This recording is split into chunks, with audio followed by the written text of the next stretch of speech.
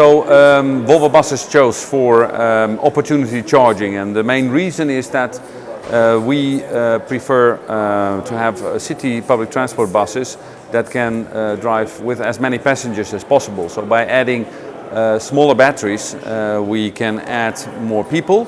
On top of that, the cost for the batteries are high, also for replacement of batteries. That's why we can also with that have the most economical solution.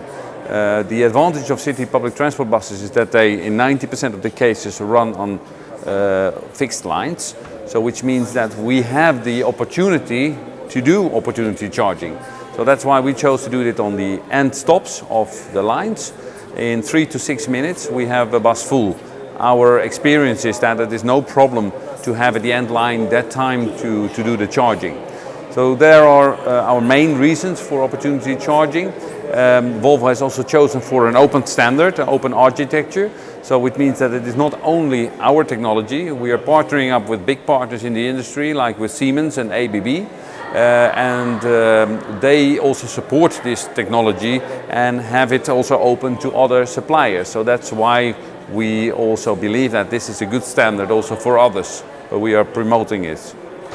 You know, in this strategy of electrification going forward, it is still quite a big step for many cities, and we believe that with our electric hybrid solution that we found the most flexible setup, which is actually supporting the cities to grow their electrification process in their city. You still have the flexibility in case you change lines or you have road construction work or whatever disturbance in your traffic. Electric hybrids give you the full flexibility in that operation.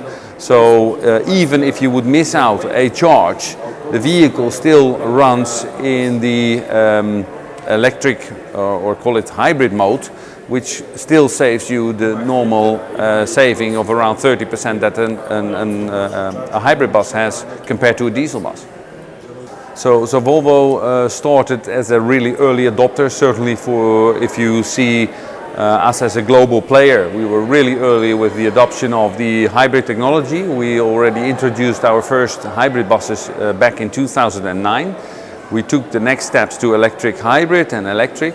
What we will focus on now is to widen our offering in terms of bus types. So we will come up with an articulated bus. So that will be the next step. We will have double-deck electric buses coming.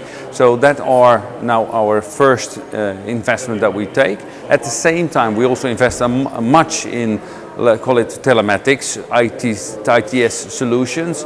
And then you have to think about connectivity.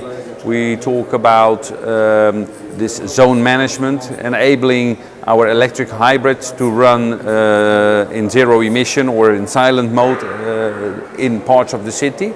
We can even add their safety zones to limit certain areas the speed.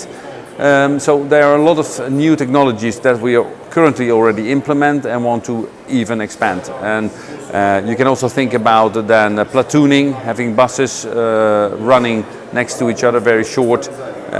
We will have bus stop docking is another item that we will bring in the coming development. So that should be all there latest by 2020.